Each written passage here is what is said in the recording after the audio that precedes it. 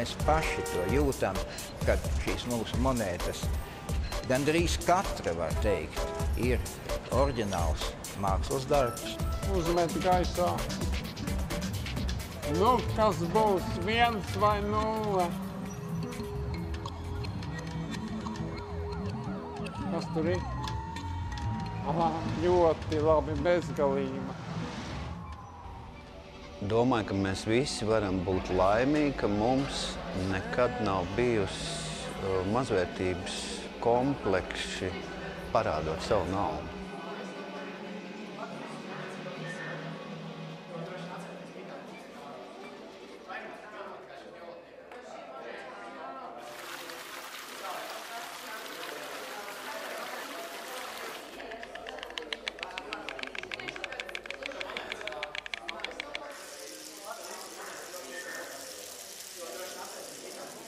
Nav svarīgi, ar ko, ar kādiem līdzekļiem, ar kādiem instrumentiem tu darbojies, bet svarīgi, ko tu gribi pateikt.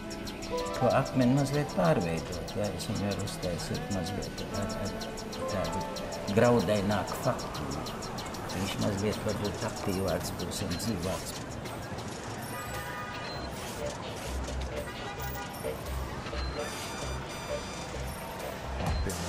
Te ir viena zivs.